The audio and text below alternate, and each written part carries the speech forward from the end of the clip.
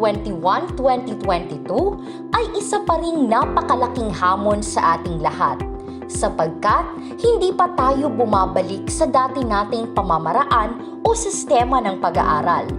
Patuloy tayong lumalaban sa pandemya. Sa kabila ng mga pagbabagong ito, hindi nawawala ang ating adhikain na maibigay ang kalidad na edukasyon. Buong pagmamalaki ko pong ipinababatid sa inyo na sa 2 taon ng New Normal Education ay nakamit natin ang ibayong tagumpay sa bawat hakbangin sa pamamagitan ng paglilingkod at determinasyon ng mga taong bumubuo ng Basod National High School.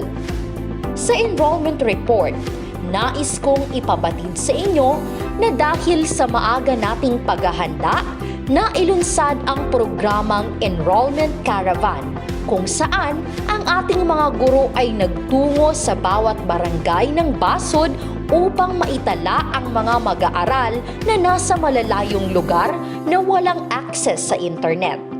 Dahil dito, nakapagtala tayo ng pagtaas ng bilang ng mga mag-aaral na nag-enroll sa kabila ng hamon ng New Normal. Ang taunang programa ng Kagawaran ng Edukasyon, ang Brigada Eskwela, na naglalayong maihanda ang mga paaralan sa pagbubukas nito, ang nagsilbing daan upang magkaroon ng sulok-aralan sa bawat tahanan, learning kiosk sa komunidad, gulayan sa tahanan at community garden sa bawat barangay. Naisagawa rin ang Brigada Pagbasa Program, disaster preparedness trainings, psychological first aid at health and sanitation donations drive. Ang lahat ng ito ay naisakatuparan sa tulong ng ating volunteer stakeholders. Sa pagtatapos ng programa, mas pinagtibay ang suporta sa mga gawain at programang pampaaralan ng mga namumuno sa barangay at lokal na pamahalaan ng Basod sa pamamagitan ng MOA signing. Dahil dito, ang Basod National High School ang itananghal na Brigada Eskwela Best Implementing School Mega Category sa Dibisyon ng Camarines Norte at ikalawa sa Most Prepared School sa buong rehiyon ng Bicol. Pinarangalan din sa national level ang ating volunteer organization, ang Food for the Hungry Philippines. Sa kabila ng mga pagsubok ng distance learning, patuloy pa rin ang paghahanda ng paaralan sa limited face-to-face learning.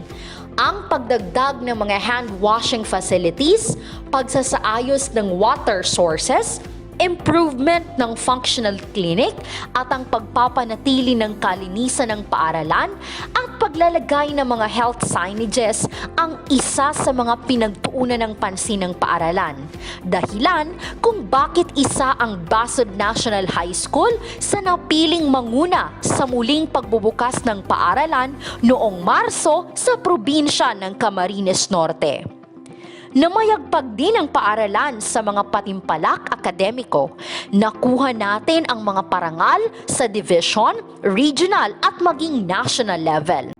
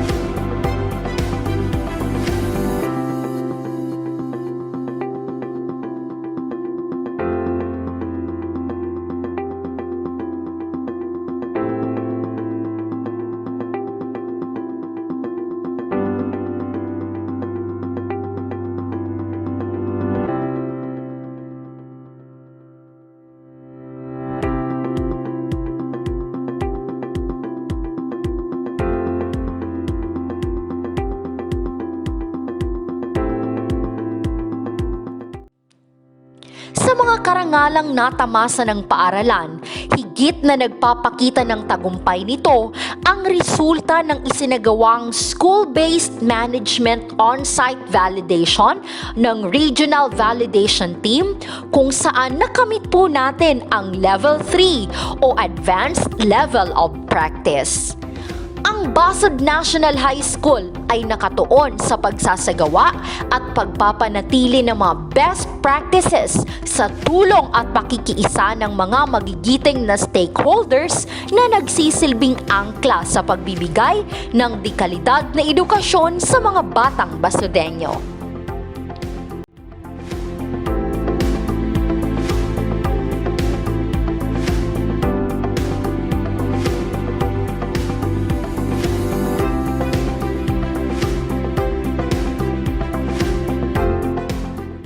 Nakakatuwa na kahit sa panahong puno ng pangamba at takot, natanaw natin lahat ang pag-asa na mapagpatuloy natin ang edukasyon sa gitna ng bagong ngayon. Malapit na tayo sa pagsasara ng ating palatuntunan. At upang formal na wakasan ang seremonya, ating pakinggan ang ating bagong kawaksing punong guro na ating nakasama sa pagtataguyod ng kalidad na edukasyon, walang iba kundi si Ginoong Roderick M. Barreto. Pagpupugay at pagbati sa lahat ng mga completers ngayong taong panuruang 2021-2022. Kasama ng kanilang mga magulang, tagapangalaga, guro at kawani ng Basud National High School. Puspos ng pasasalamat sa lahat ng mga magulang, tagapangalaga ng mga completers ngayong taong panuruan dahil sila'y naging kakibat, katuwang ng ating paaralan sa pagtataguyod ng mga mag-aaral na ito. Pasasalamat sa lahat ng mga kawani at guro ng Basud National High School sa kanilang pinakitang mataas na antas ng dedikasyon upang maisulong ang isang edukasyong may kalidad, abot kamay at mapagpalaya. Muli, isang magandang araw at congratulations sa mga completers ng Basud National High School. Nananatili tayong masigasig, nananatili tayong matatag, nananatili tayong matibay. Mga nagsipagtapos ng Baitang 10, nasa dugo ninyo ang katatagan. Kayo ang produkto ng isang kalidad na edukasyon na patuloy na hinuhubog ng panahon at mga pagkakataon. Sa gitna ng mga hamon, kayo ang maaasahan ng sambayanan pagdating ng panahon. Muli, ako po si Ginang Rugenskay Yumagana, ang inyong naging tagapagpadaloy sa palatuntunan sa hapong ito. Mabuhay ang mga mag-aaral na nagsipagtapos, sa inyong mga pamilya, sa ating mga guro, at sa lahat ng bahagi ng tagumpay na ito. Sama-sama nating abutin ang ating mga pangarap. Maraming salamat at pagpalain tayong lahat ng Panginoon.